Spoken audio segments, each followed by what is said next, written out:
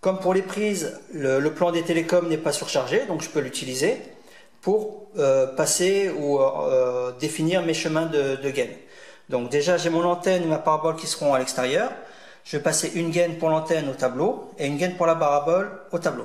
Pour tout ce qui est télécom, je ne peux pas faire de pont. C'est à chaque fois une gaine qui va du tableau, donc qui va aller du coffret de communication vers l'appareil en question. Donc ici j'ai 3 appareils, j'aurai 3 gaines.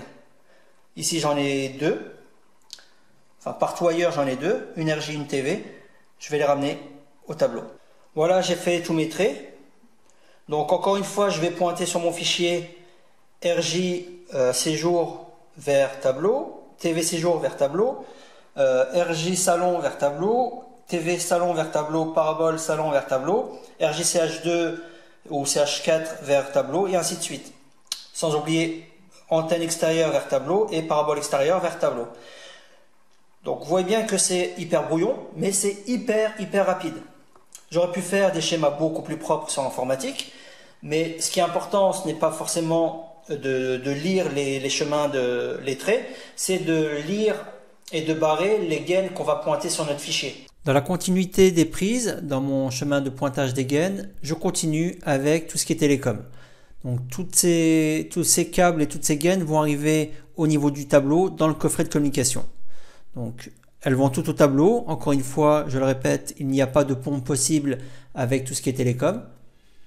Je n'oublie pas de pointer les arrivées extérieures de mon antenne, éventuellement de ma parabole et de toutes mes pièces. Donc, RJ45, c'est pour le réseau et la télé pour chaque chambre. J'ai la même chose pour le séjour. Et la particularité dans mon salon, c'est que j'ai une parabole en plus de ma télé. Donc à chaque fois que je vais passer une gaine sur mon chantier, je vais barrer et je vais pointer tout ce que j'ai passé comme gaine. Ensuite, je fais les volets.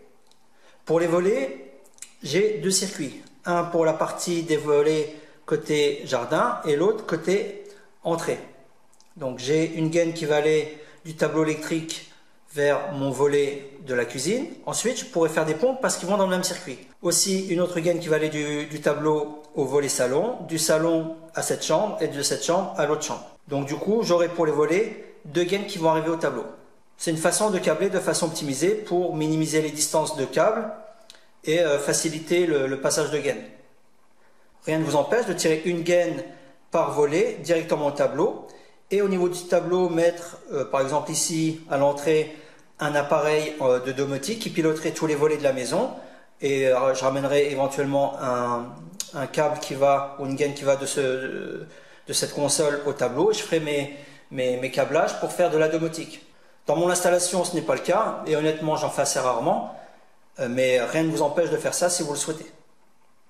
Donc moi, dans mon cas, je tire une gaine qui va aller du tableau à ce volet et je vais faire mes ponts.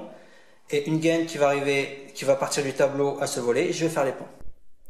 Et encore une fois, je pointe sur mon fichier tous mes volets, donc du tableau au volet cuisine avec les ponts entre la cuisine séjour et CH1, CH2. Et mon autre circuit, du tableau vers volet salon et ensuite vers la CH4 et la CH3. Donc ici, je vais remettre en forme mon fichier pour afficher les cases. Je clique ici sur les bordures et voilà. Pour les radiateurs électriques, dans mon installation, j'en ai pas, mais si vous souhaitez, je vais faire l'étude comme si j'en avais pour vous aiguiller ce que j'aurais fait si c'était le cas. Donc on avait fait des circuits pour regrouper le radiateur cuisine avec les 2 chambres là, les 2 radiateurs du séjour ensemble, du salon ensemble et tous les autres radiateurs sur le même circuit.